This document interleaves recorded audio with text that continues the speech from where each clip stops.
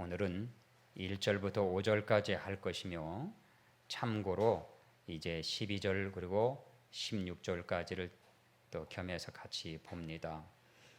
그리고 다음 주에는 이 남은 부분을 이제 드릴 겁니다. 오늘은 부활에 대해서, 그리고 다음 주는 휴거에 대해서 말씀을 드릴 겁니다. 휴거라고 하니까 부활은 다 아는데 휴거는 성경에 없다고 하는 사람들이 있어요.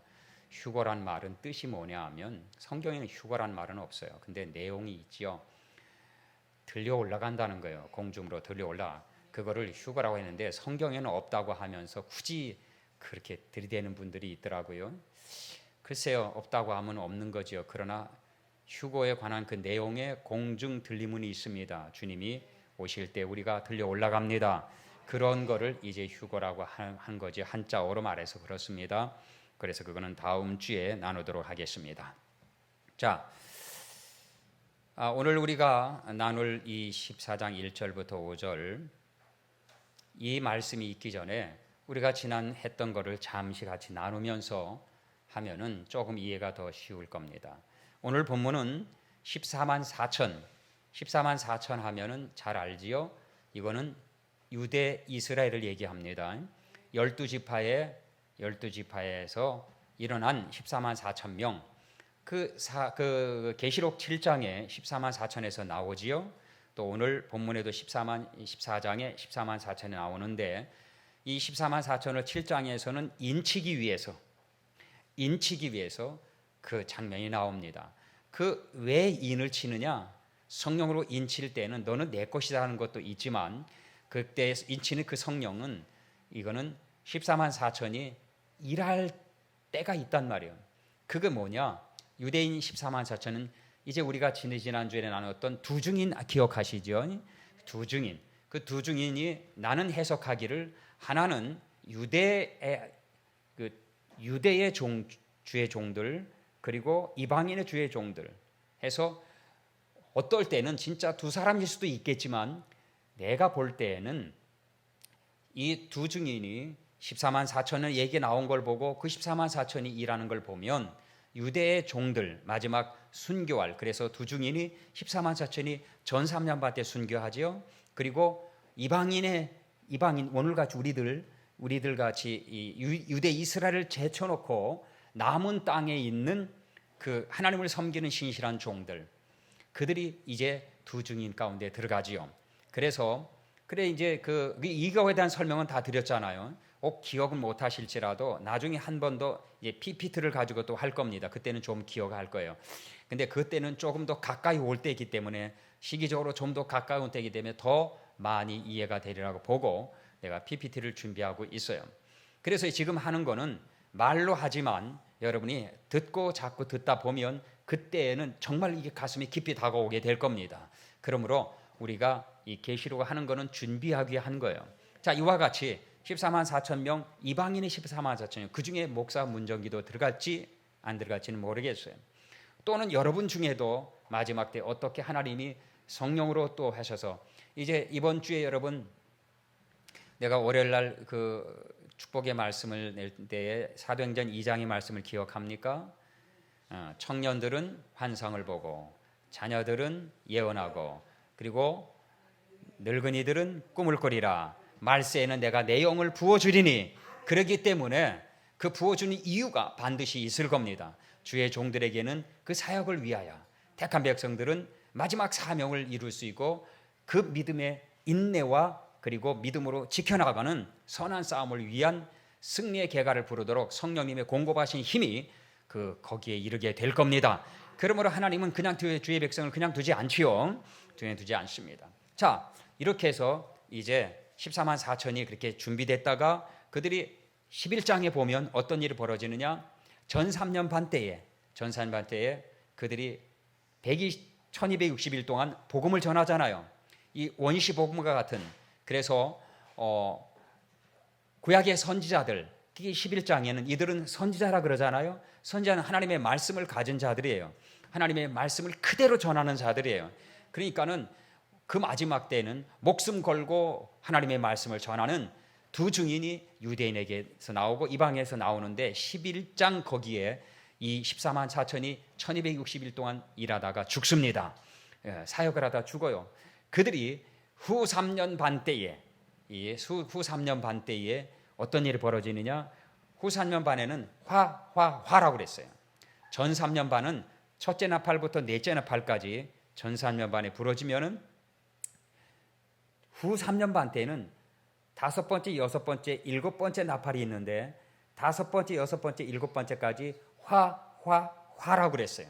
그러면서 이 후 3년 반에 기록되어진 다섯 번째, 여섯 번째 끝나는 그 때에 이제 마지막 나팔이 불러진다고 그랬어요. 그게 일곱 번째 나팔이에요.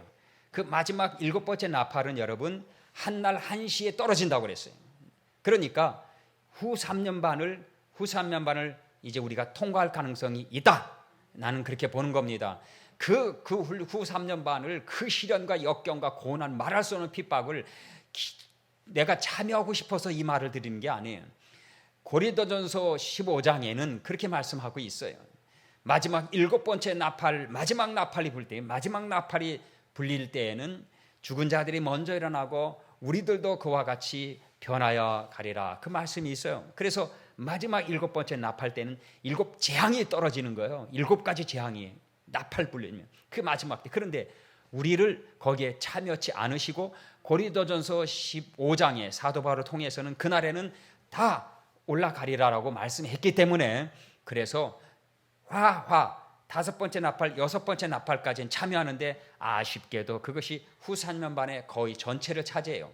그런데 마태복음 24장에 보면 예수님 말씀하시기를 큰 환란이 이 땅에 있으니 내가 그 날을 감하지 아니하면 이 땅의 육체들이 그걸 감당치 못하리라. 그래서 그 날을 감하신다 하신 것이 이 마지막 일곱 번째 나팔 불려지면서 일곱 대접이 쏟아지는데 그 날은 한날에 다 쏟아집니다.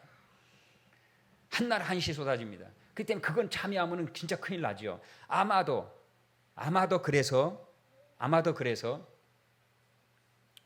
우리가 하나님이 그때에는 우리를 어떻게 하신다? 그때는 참여하지 않도록 그래서 그날을 감하시는데 그래서 다섯 번째, 여섯 번째 날 끝나는 날이 거의 42달이 끝나는 때에 통과하고 마지막 나팔 일곱 대접 심판 때에는 이전에 나팔 불려지면서 그 마지막 나팔 불려지면서 그때 오라 하시면 올라가는데 죽은 자들이 먼저 올라가고 우리 살아있는 자도 그때 변하여 가리라라고 하는 말씀이 있단 말이에요. 그래서 사랑하는 여러분, 이제 오늘 이 본문은 14만 4천이 부활하여 이제 올라가고 있는 그 장면을 얘기하고 있는 겁니다. 그러니까 여러분 기억하십시오. 우리의 모든 부활과 휴거는 다섯 번째, 여섯 번째 7년 환란 중에 후 3년 반 끝 무렵에 올라가고 공중 강림하고 예수님이 오신 것을 만나고 그리고 이제 그 주님과 함께 혼인잔치에 참여하는 그래서 지상 재림하는 일들이 벌어집니다. 그래서 여러분 19장에는 그렇게 재림이 오는 거예요. 우리가 만나서. 그러니까 여러분 오늘 이 본문은 이제 14장에 이 본문은 14만 4천이 1260일 동안 복음 증거하다가 순교를 당하고 그리고 후 3년 반 끝 무렵 마지막 나팔이 부러질 때에 부활하는 장면, 부활한 거예요. 그래서 올라가 있는 이 장면이 14장 오늘 본문에 있는 겁니다. 그리고 이제 아까 말씀드렸던 12절, 13절 이어서 14, 15, 16절에 땅의 곡식을 이렇게 나와요. 15절에 16절에 땅의 곡식이라 나오죠. 이한 나철 땅의 휘두름에 땅의 곡식이 거두어지니라 했던 이것은 휴거가 되겠죠. 이제 그 다음에 휴거가 바로 우리란 말이에요. 그러니까 이거는 순식간에 이루어지지만 죽은 자들이 먼저 부활하고 그리고 우리 살아남은 자들도 휴거가 되어지는 이 자리에 여러분 모두 우리와 같이 들어갈 수 있어야 될 것입니다. 이것이 먼 옛날 앞으로 먼 어느 날 아무 대책도 없는 어느 날이 아니라 지금 시기가 너무나도 가까이 왔어요. 많이 왔어요. 그래서 내가 오늘 이 시간 잠시 그거를 얘기하려고 해요. 자, 그러니까 일단은 오늘 나누는 거는 이 14만 4천이 후 3년 반, 점 3년 반째 일하고 후 3년 반 때 유대인 종들입니다.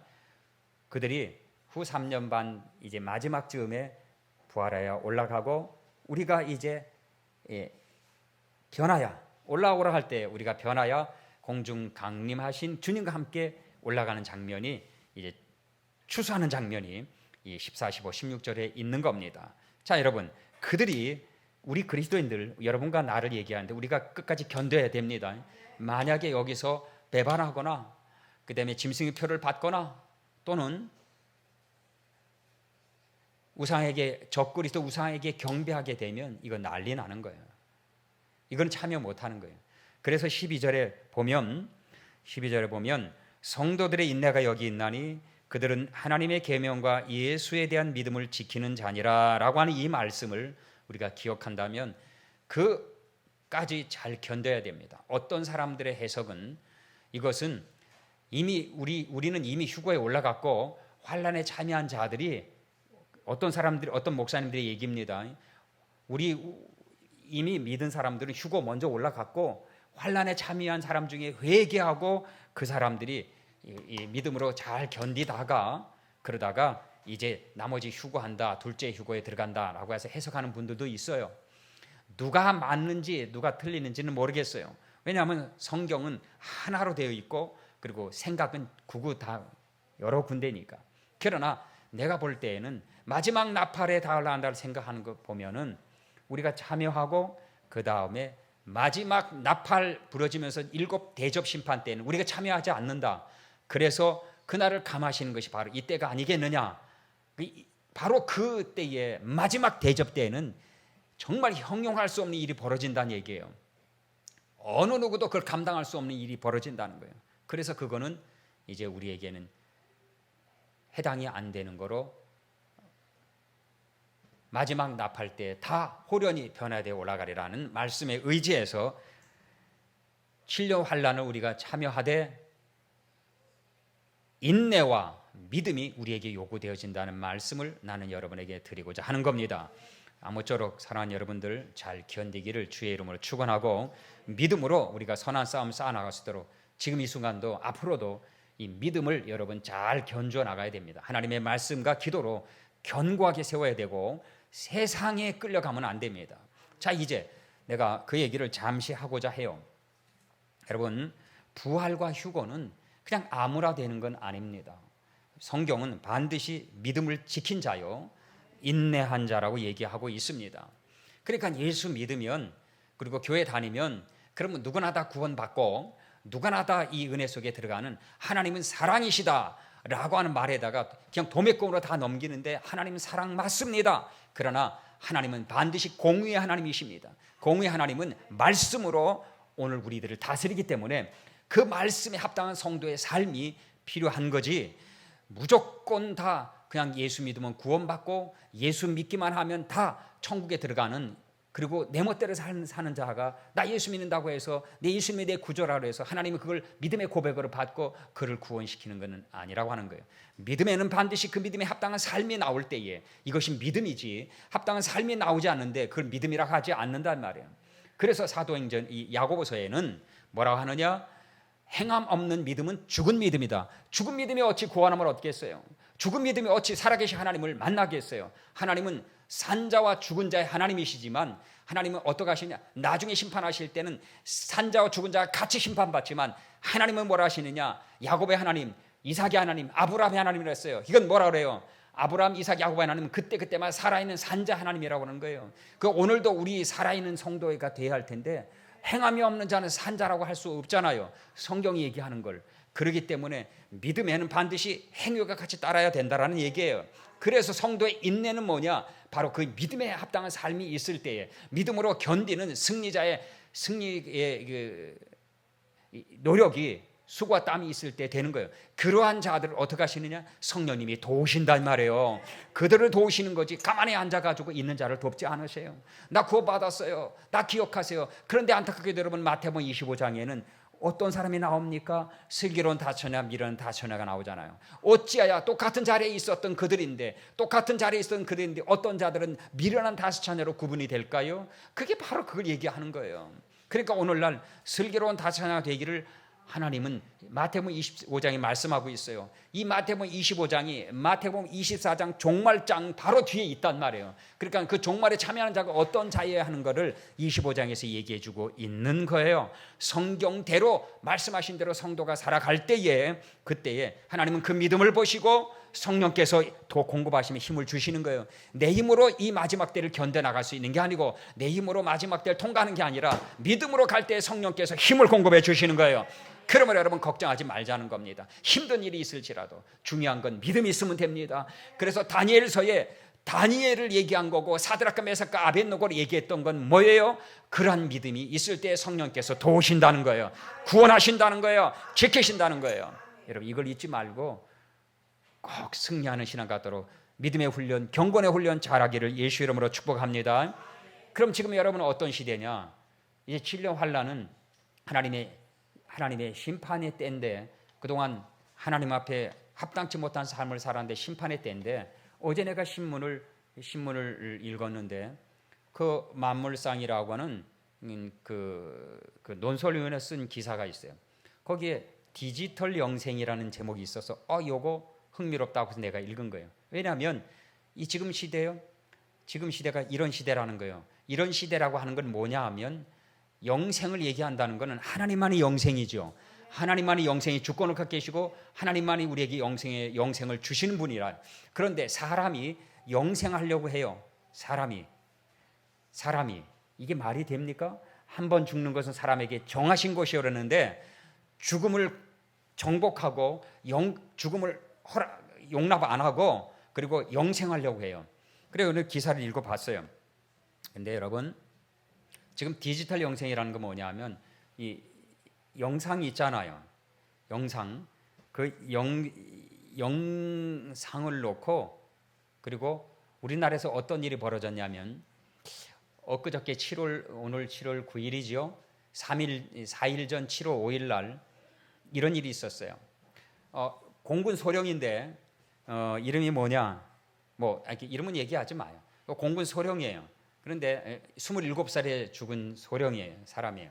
그때는 대위였지요. 근데 이제 훈련하다가 죽었기 때문에 그래서 순직이라 그래서 이제 1계급 특진해서 소령이에요. 그러나 대위였어요. 근데 그 박씨예요. 박대위인데 그 사람이 F-16을 몰고 가다가 훈련하다가 죽었어. 사고 났어. 2007년의 얘기입니다. 그래가지고 그가 순교했다, 이제 순직했다. 그래서 이제 그에게 1계급 특진해서 소령이 됐는데 신문에 어떤 기사 나왔고 그 어떤 동영상이 떴냐면 그 사람이 딱 등장한 거예요. 여러분 화상 통화가 있잖아요. 화상 대화. 그러면 저쪽에도 카메라가 있고 이쪽에도 카메라가 있어. 그래가지고 저 사람 저기 떠 있고 이 사람 이쪽에 있어. 근데 그 아들이 화면에 딱 뜬 거예요. 그리고 엄마가 이제 그 아들을 만나러 국방부 요청에 의해서 만나러 갔어. 그렇게 방에 들어갔는데 모니터가 하나 큰 게 있는 거예요. 그 모니터에 아들이 딱 떠 있어. 엄마가 딱 하니까 그 아들을 보니까 눈물이 확 나잖아. 우리는 이것까지는 알 수 있어. 그런데 중요한 거는 대화가 되는 거예요. 아들은 죽어 있어요. 근데 어떻게 했냐면 그거를 데이터화 시켜가지고 그 아들이 전화한 것, 그 아들이 메일 넣은 것, 그 아들이 편지한 것, 그리고 어떤 여러 가지를 다 데이터 해가지고 그거를 AI에다 저장해서 그거를 디지털로 해가지고 그 아들을 해서 했는데 그 아들아 하니까 엄마 보고 싶었어요. 이렇게 나오는 거예요. 그 아들을 보면서 엄마가 막 눈물이 나니까 엄마 눈물이 내지 마요. 나는 내 목적한 꿈을 이루어서 너무 행복해요. 이러면서 되는 거예요. 근데 저기 살아있고 살아있는 사람이 사람끼리 해서 이 영상을 통해서 마이크를 통해서 이게 영상으로 대화가 되면 그건 당연한 거 아니에요. 근데 죽은 사람을 살려가지고 데이터에서 영상해가지고 그렇게 해서 저쪽 화면에서 엄마 눈물 흘리지 마요. 그렇게 해가지고 아들이 엄마를 보면서 얘기하는데 이거는 이제 시작이라.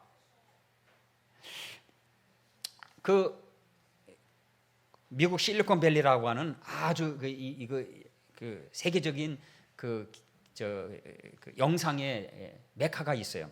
근데 엔지니어 바우보우라는 한 사람이 있는데 그 사람이 작년 재작년에 아내를 잃어버렸어. 사별했어. 아내가 사별해 죽었어.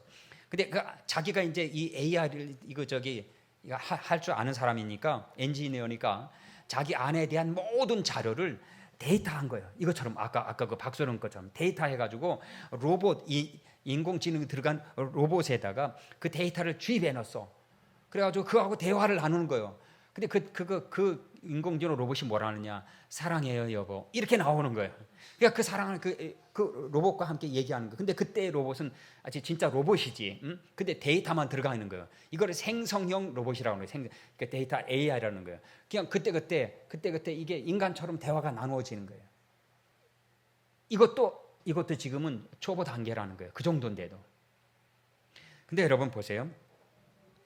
우리 테슬라라고 하면은 잘 알지요. 전기 자동차의 1등 기업이에요. 테슬라. 일론 머스크라는 세계적인 갑부예요. 근데 그 사람이 뭐라 했느냐?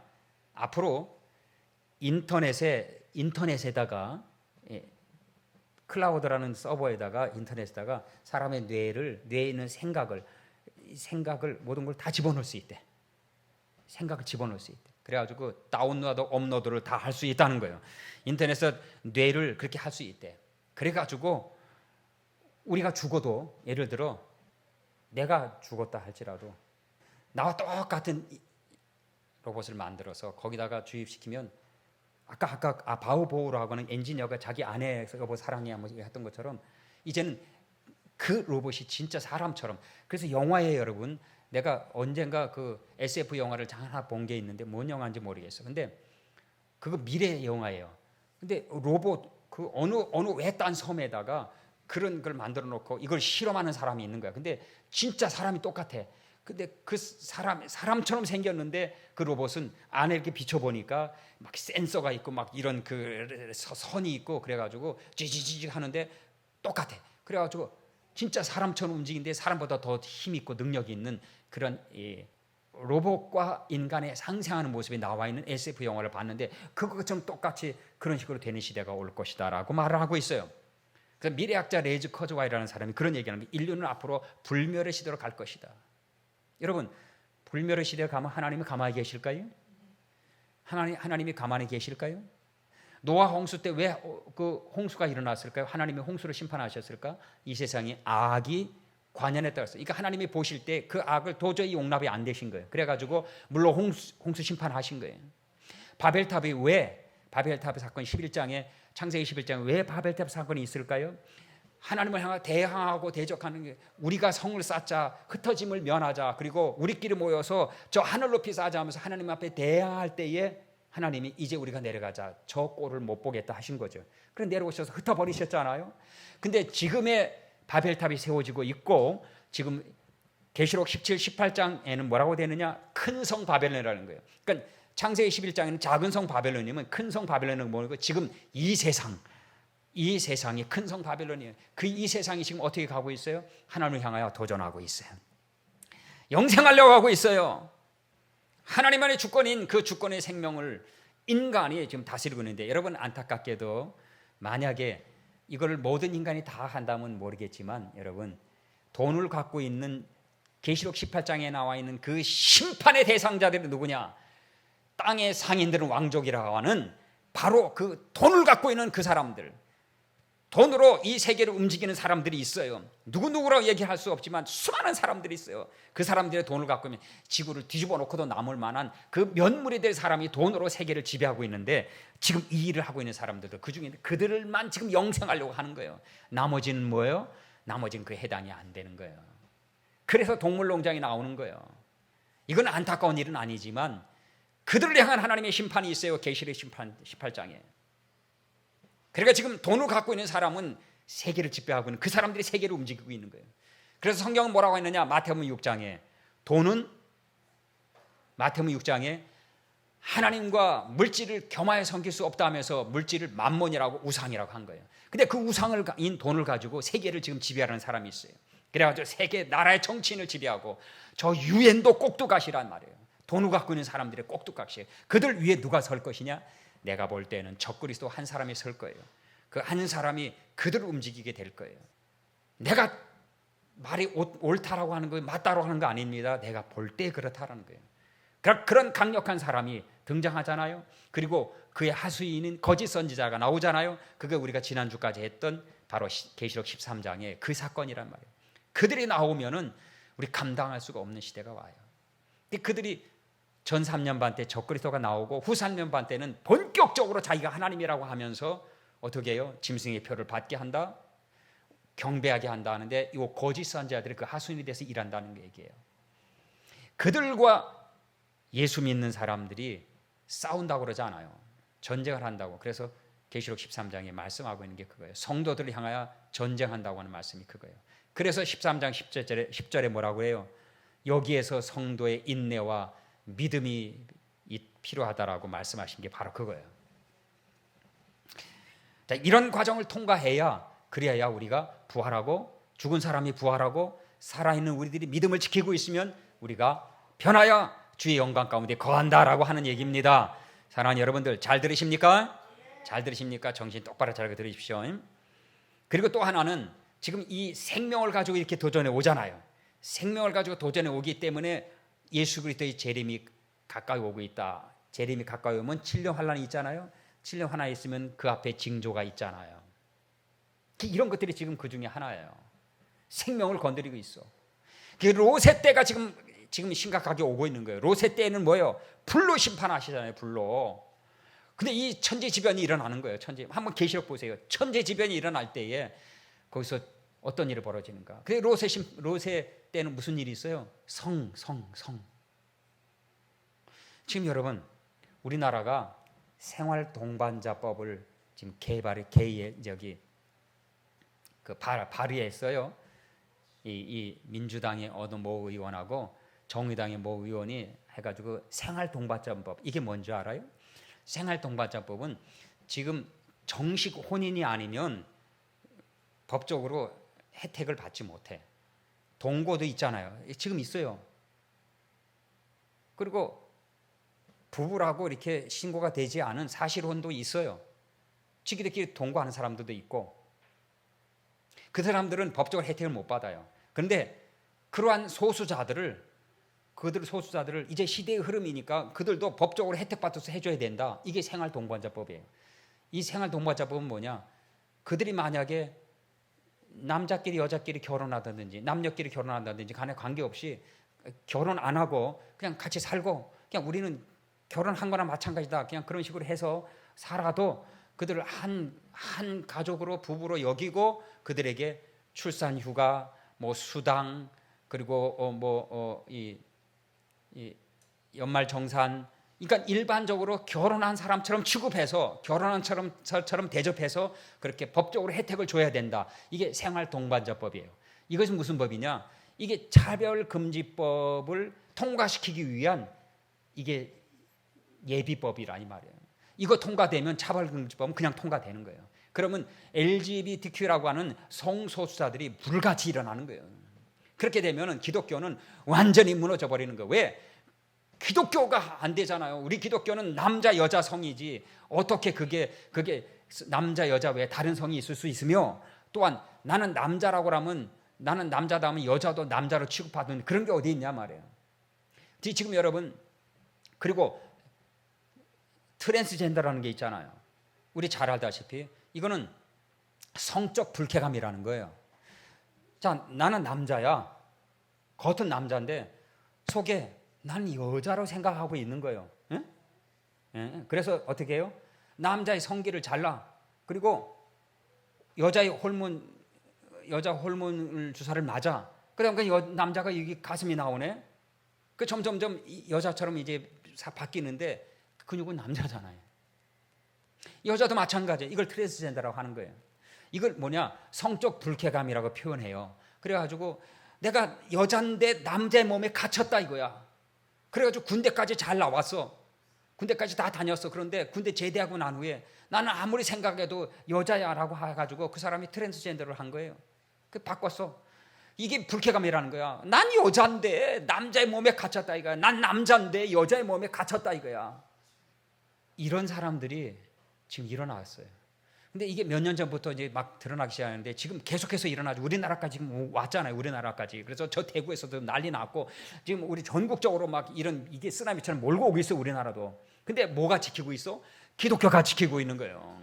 의식 있는 사람들이 지키고 있어가지고 이게 지금 민주당에서 눈치를 보고 있는데 지금 일어나려고 하고 있단 말이에요.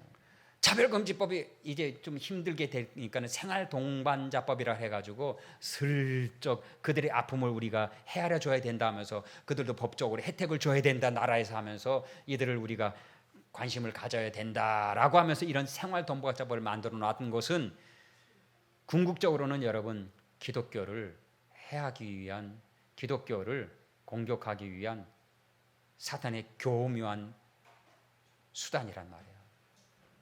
여러분 그러나 보세요. 이런 것들이 지금 오는 거는 마지막 때가 진짜 가까이 왔다는 걸 얘기하는 거예요. 누가복음 17장에는 뭐라 그러느냐? 마지막 때 인자가 오실 때에는 어느 때와 같다? 노아의 때가 같다. 인자 오실 때는 어느 때와 같다? 롯의 때와 같다 그랬어요. 노아의 때는 악이 득실할 때고 악이 도저히 하나님을 못 참겠다 할 때고 롯의 때는 뭐예요? 성적으로 타락할 때예요. 남자 여자 외에는 다른 성이 없잖아요. 근데 교회는 성경은 이거는 뭐예요? 사람이 갖고 있는 권리를 제한하고 있다. 이것은 악법이다. 그래가지고 기독교를 지금 공격하는 거예요. 하나님이 만드신 거는 그게 아니라 질서는 그게 아니란 말이에요. 그런데 하나님을 대적하고 대항하고 교회를 도전하기 위해서 뭐라 하느냐? 우리 개인에게는 자유가 있다. 권리가 있다. 인권이 있다. 근데 왜 내가 내 마음대로 내 성을 정할 권리가 없고 내가 내 마음대로 왜 성을 누릴 자유가 없느냐? 그래서 마음대로 성행위를 해도 괜찮게끔. 이게 차별금지법이에요. 서로 인격적으로 서로 인격을 신뢰해 줘야 된다. 그거는 자기 결정권이다. 그래가지고 내가 누구와 성관계를 하는 거 이거 괜찮은 거예요. 인권이에요, 인권. 그걸 못하게 하면 인권이 침해된다 그래가지고 하는 거. 이거를 교회가 만약에 얘기한다. 그러면 교회는 어떻게 해요? 문 닫으라면 문 닫아야 돼.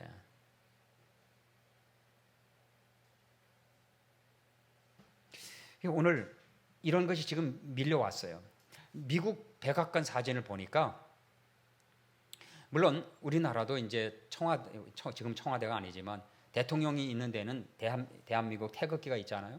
백악관에도 물론 꼭대기에는 성조기가 있어요. 그런데 백악관은 미국 백악관은 이렇게 툭 튀어나와 있어요. 이제 이렇게 아치형으로 툭 튀어나와 있고 기둥이 이렇게 돼 있어요. 근데 그 기둥 가운데에는 미국 국기가 달려 있어야 돼. 근데 미국 국기가 달리는 게 아니고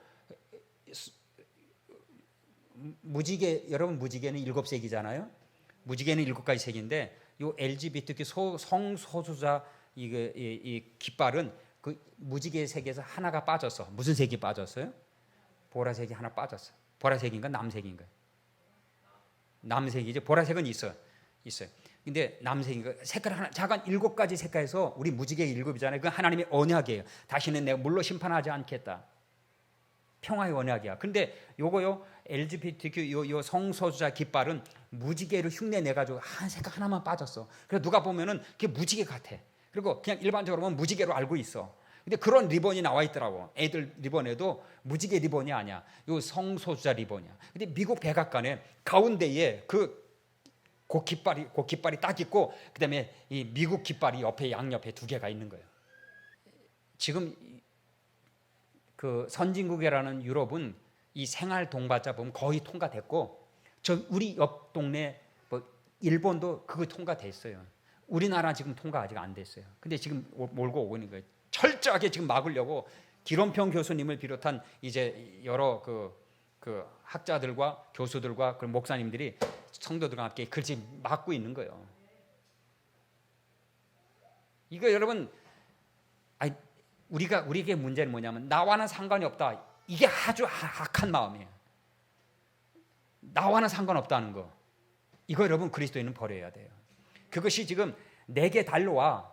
저기서 터져버리면 그것이 언젠가 내게 달려오는데 지금 잠깐 늦게 달려올 뿐이지 언젠가는 내게 온단 말이에요. 내게도. 그런데 내게도 오는데 지금 나하고는 나하고는 상관이 없다고 생각한다면 언젠가는 다가올 때는 먼저 당할 거예요. 그래서 내가 얘기하는 거예요. 이런 시대가 오면 예수님이 오실 때가 가까우고 예수님 때가 오실 때 계시록 19장에 예수님의 재림이 벌어지는 그 이전에는 뭐예요? 7년 환란이 있단 말이에요. 7년 환란 이전에는 뭐가 있어요? 바로 이러한 일들을, 생명을 주관하는 하나님께 대한 도전, 우리가 인간이 영생할 수 있다, 그리고 성적 자유가 있다 라고 하는 이런 것을 하나님께 대한 도전, 창조주 하나님께 대한 도전이 벌어진다 이 말이에요. 그러니까 지금은 이 환란이 이루어지기 바로 전이에요. 지금 이 기간이 얼마나 갈지 모르는 거예요. 그런 가운데서 이제 성경적으로 유대의 제3성전이 세워지듯, 언제 세워지냐, 이것이 같이 맞물려 가는 거예요. 자, 오늘 그래서 짧게 이제 이 말씀을 드리면서 설명을 이제 하고 마칠 건데, 오늘 본문은 그런 과정을, 이런 걸 알고 이 믿음으로 통과한 인내, 성도들의 인내와 믿음이 여기 있느니라 하셨던 이 믿음대로 우리 살아있는 우리들이 통과하고 나면 휴거하고 또는 이제 이미 죽은 자들은 부활에 올라가는 그 장면 속에 14만 4천이 1절부터 5절까지 있는데, 여러분이요, 이 본문은 길게 얘기하지 않고 짧게 얘기해요. 이건 14만 4천은 유대인에 관한 얘기지만, 유대 종들에 관한 얘기지만, 여러분, 유대 종들이 그렇게 해서 부활해서 올라가서 하나님의 어린 양광 시온산에 서 있어요. 이 시온산은 하나님의 산, 하나님이 계신 보호자를 얘기해요. 어린 양이 서 있다는 것은 이같이 죽임을 당한, 어린 양을 얘기할 때는 죽임을 당한 어린 양을 얘기해요. 마찬가지로 주와 복음을 해서 살다가 죽은 자들을 얘기하는 거예요. 그래서 예수님이 1절에 어린 양처럼 이렇게 나온 거예요. 어린 양, 이 시온의 산에 섰고 그와 함께 14만 4천이 섰다는 이 유대인의 종들이 서 있는 거예요. 근데 여러분, 그들이 어떤 사람이느냐? 우리 3절 이하 다시 한번 읽읍시다. 3, 4, 5절 같이 읽습니다. 시작. 그들이 보호자 앞과 내 생물과 장로들 앞에서 새 노래를 부르니 땅에서 속량함을 받은 14만 4천 밖에는 능히 이 노래를 배울 자가 없더라. 이 사람들은 여자와 더불어 더럽히지 아니하고 순결한 자라. 자, 여기 주목. 이 사람들은, 여러분, 이것이 그들만이 아니에요. 그들이 누가 예수님을 만나느냐? 그들이 만났는데, 14만 4천이 만났는데, 이들에게 이 부분을 기록한 것이 왜냐? 이게 오늘 우리가 들어야 될 얘기라. 예수님은 여러분, 유대인에게는 다른 잣대로, 이방인에게는 다른 잣대가 아니고 예수님 만나는 조건은 똑같아요. 단지 누가 먼저냐? 유대인이 먼저예요. 단지 유대인의 저 이스라엘의 중심으로 이제 움직여지는 걸 보고 이게 시작되는 그 시발점이 유대이요 그리고 이스라엘이기 뿐이지, 그들이 예수님 만나는 조건, 자격은 바로 이 부분이 똑같은 거예요. 그러니까 잘 들으세요. 이 14만 4천은 순교하는 자들인데, 그들이 여자와 더불어 더럽히지 아니하고 순결한 자라. 이 여자가 뭐예요? 여자가 성적으로 말하는 여자를 얘기하는 게 아니고, 여자는 세상이에요. 세상. 어디를 보냐면 야고보서 4장을 한번 먼저 봅시다. 야고보서 4장.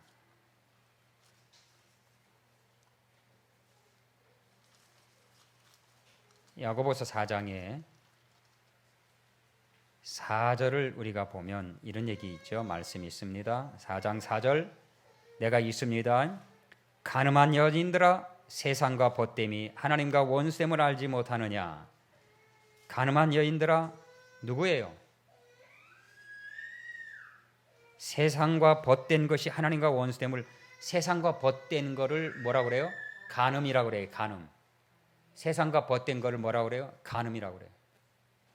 다시 말하면 세상을 즐거워하고 세상에다 소망을 품고 세상에서 행복을 찾고 세상에 주는 그런 복을 누리려고 하는 사람을 뭐라 간음하는 자다라 그런 게. 우리 요한일서 2장 16, 17절에도 그러죠. 육신의 정욕과 안목의 정욕과 이생의 자랑이 이 모든 것은 하나님께로부터 온 것이 아니요 세상으로부터 온 것이라. 세상은 오늘 우리 믿는 자도 예외 없이 이렇게 간음하게 해요. 그래서 세상에서 주는 것을 가지고 행복을 찾으려고 하고 거기에 있는 것으로 즐거움을 누리면 그는 세상과 짝한 사람이다. 그를 간음이라 그러는 거예요. 그럼 이 여자는 뭐예요? 이 종들이 여자와 함께 더불어 더럽히지 않았다는 건 뭐예요? 성적 관계를 얘기하는 게 아니고, 물론 그것은 당연하지요. 근데 세상과 더불어 짝하지 않았다는 거예요. 여러분, 우리는 이 세상 살잖아요. 그런데 이 세상을 사는 방법이 세상 사람이 사는 방법이 있고 그리스도인이 사는 방법이 있어요. 우리는 그리스도인들이 사는 방법을 찾아야지, 길을 찾아야지, 세상 사람들이 가는 길을 찾으면 안 돼요. 두 다리도 있어요. 세상에서 행복도 누리고 즐거움도 누리고 하나님께 대한 구원도 받고, 그래서 양다리를 걸치는 것, 이건 더 나빠요. 그러므로 내가 어떻게 살아야 할지를 하나님께 구하세요. 그래서 기도가 필요한 거예요. 기도는 내가 뭘 달라고, 하나님께 도와달라고, 이 복이 필요하고 이것도 필요하고 그것만 하라는 게 아니에요. 마지막 때 우리가 어떻게 살아야 할지를 지혜를 구해야 될 게 아니에요. 지혜를. 그러므로 기도해야 돼요. 그래야 내가 어떻게 살지 하나님이 알게 하신다 이 말이에요. 순결한 자라고 그래요. 순결한 자라. 그 다음에는 어린 양이 어디로 인도하든지 따라가는 자며, 어린 양이 어디로 인도하지? 주의 말씀을 따라가는 삶이라. 이걸 훈련해야 돼요. 이거 훈련 안 하면 안 돼요. 그럼 이거 훈련하면 어떻게 해요? 말씀을 읽어야 되잖아요. 하나님 말씀 들어야 되잖아요. 들었는데 그 듣고 그냥 그 주일날 지나면 아무 생각이 안 나. 그럼 그때 그 말씀을 들었는데 주일날 한 주간 지나면서 그 말씀대로 살아가는 게 없어. 그 사람은 하나님 말씀대로 사는 사람이 아니에요. 주일날 설교 왜 해요? 주일날 설교 왜 해요? 예배를 위한 하나의 프로그램이 아니잖아요. 예배 순서가 아니잖아요. 그 말씀을 주셨으면 그 말씀을 먹은 대로 살아가도록, 이게 설교인데, 그 말로 그날 주일 예배로 듣고 그냥 그 다음에는 내가 내 마음대로 살아. 그 사람이 어떻게 예수님과 함께 살 사람이냐 이거예요.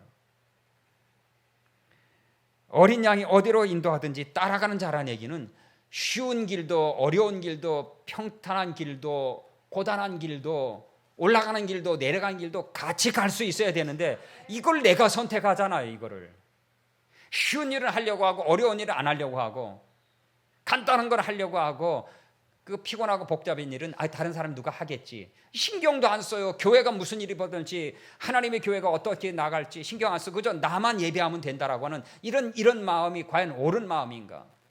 예수 그리스도가 인도한 데라고 하는 것은 거기에는 뭐예요? 거기에는 평탄한 길만 있는 게 아니에요. 쉬운 게 있는 길만 아니란 말이에요.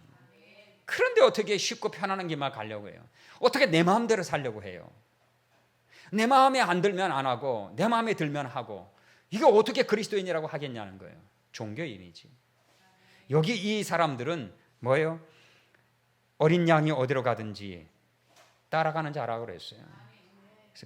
사람 가운데서 속량함을 받아, 그런 사람이 속량 받는데 구속함을 얻는단 말이에요. 그 사람을. 그러니까 신앙생활은 여러분 쉽게 하려고 하면 안 돼요. 일부러 어렵게 하려고 하는 게 아니라, 신앙생활 하다 보면 어려운 일이 있어요. 감당치 못할 일이 있어요. 그런 것도 감당할 수 있을 때에 그게 신앙이라고 하는 거예요.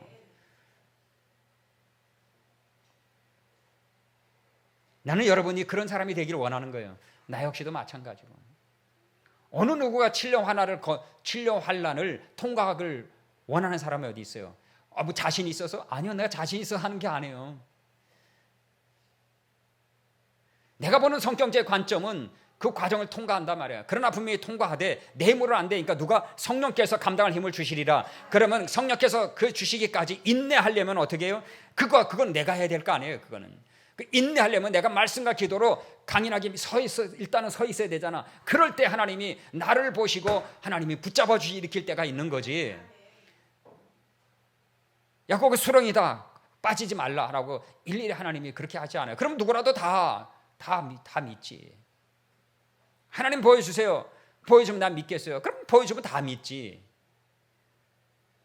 그렇게 해서 믿음을 요구하시는 게 아니고, 적어도 우리에게 주신 하나님이 믿음을 요구할 때가 있단 말이에요. 그래서 인내가 필요한 거예요. 환난은 인내를, 로마서 5장 3절에 환난은 인내는 연단은 소망을 얻는 줄 알미니라 그랬어요. 소망이 일어나려면 반드시 환난 다음에 뭐가요? 인내가 필요하다. 인내. 근데 쉽게 생각해서 우리가 이렇게 믿고 나가면 하나님은 그 자녀를 7년 환난에 집어넣지 않을 것이다, 이렇게 말하는 사람이 있어요. 나는 그거는 절대 원하는 거 반대해요. 그렇게 되기 싫어서가 아니고, 하나님이 우리에게 요구하시는 건 믿음의 인내와 믿음을 요구하시는 거예요. 인내와 믿음. 그 사람 가운데서 속량함을 받는다 그랬어요. 처음 익은 열매로 하나님과 어린 양에게 속한 자라. 나는 누구에 속했느냐? 예? 나는 누구에 속했느냐 이거 알아야 되잖아요. 첫째는 우리 샘터교에 속했지만 샘터교에 속한 게 중요한 게 아니라 예수 그리스도께 속해야 된다는 얘기예요. 그래서 이 땅에 큰 교회에 속해 있는 거 다 좋아요. 작은 교회에 속해도 괜찮아요. 어디에 속해 있는데 다 괜찮아요. 그러나 예수 그리스도께 속해 있지 않으면 소용없는 거예요. 예수 그리스도께 속해 있어야지. 그러려면 여러분 예수님이 계신 곳에 나도 있어야 되지 않겠어요? 예수님이 원하시는 삶을 나도 살아야 되지 않겠어요? 예수님이 기뻐하시는 삶을 나도 살아가야 되지 않겠냐 이 말이에요. 근데 예수님이 기뻐하시는 것과 예수님이 원하시는 것은 둘째치고 내가 원하고 내가 기뻐하고 내가 즐거워하는 것을 살아가려고 하고 그렇게 교회에서 적당히 살면서 복을 받으려고 해요. 그리고 말하기를 나 예수 믿는다고 얘기해요. 과연 내가 말하는 그 믿음과 예수님의 말씀하신 믿음과 같겠느냐? 그거는 그날에 보면 아는데 안타깝게도 그날에 내가 구원함에 이르지 못하면 어떻게 되는 거예요? 예, 큰일 나는 거지. 그날에 있어야지 할 때 없으면 큰일 나는 거란 말이에요. 그러면 잊지 말아야 될 때 잊지 말아야 할 자리에 들어가게 되는데 잊지 말아야 될 자리는 어디예요? 영원한 멸망의 자리지.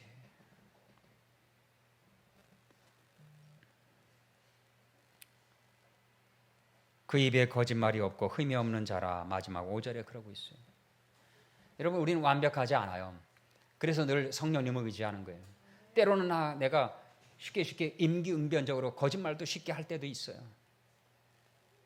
하나님 제가 그래서 그렇게 했습니다. 그리고서 통회하고 회개하고 주님 이 죄악에서 나를 건져주소서 이러면서 넘어지고 일어나고 그러면서 내가 어떻게 해요? 성화가 돼가는 거예요.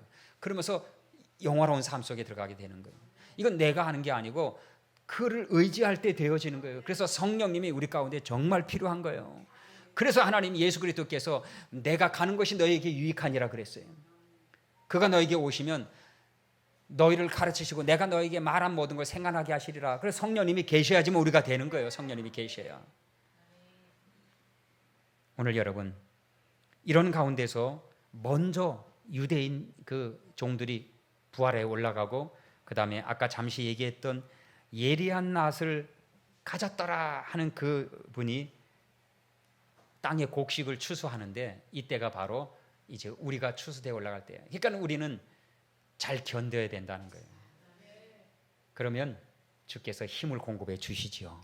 아무쪼록 여러분 우리 이 부활과 휴거 가운데 이거 길게 얘기할 수 없어요. 이거 길게 이야기가 한이 없어요. 이 부분들 성경 공부 시간에 이제 나중에 하면은 또 모르겠지만 다음에 할 때에 PPT로 할 때에 그림을 가지고 볼 때 조금 자세하게 하도록 하시고요. 오늘은 이렇게 얘기해요. 부활 휴거가 있게 되는데 이 과정 속에 우리의 삶이 어떤 애를 잘 보자고요. 영광스러운 주님을 만날 성도들은 가장 중요한 것은 세상과 짝하면 안 됩니다. 지혜롭게 세상을 어떻게 해요? 잘 건너가야 돼요. 잘 다스려 가야 되고 지혜롭게 통과해야 돼요. 잘 통과해야 돼. 우리는 나그네와 행인 같다고 그랬죠. 나그네 행인 같은 마음을 가지고 살면 좌로나 우로나 흔들리지 않아요. 할 말은 많은데 참 시간이 그래. 아무쪼록 우리 경건의 삶, 육체의 연습은 약간의 유익이 있으나 경건은 범사에 유익하니 그랬으니까 여러분의 영혼을 위해서 내 영을 위해서 마지막 때 믿음을 위해서 여러분 경건의 훈련 잘 하시기 바라요. 읽혀지지 않아도 성경 읽으시고 자꾸 기도 안 돼도 자꾸 훈련해야지만이 주님과의 영적 교제를 나눌 수 있어요. 나는 안 된다고 모른다고 하면 끝나요. 그러지 말고 자꾸 해서 시간 없다 바쁘다 하지 말고 그럴수록 더 시간을 내셔서 내가 반드시 이 경건의 훈련에 서서 마지막 때에 승리하는 선한 싸움을 싸우리라. 이 다짐을 하고 예수 안에 굳게 서서 주의 영광 가운데 모두 다 설 수 있는 나와 여러분 될 수 있기를 예수님의 이름으로 축복합니다. 우리 찬송 드립니다.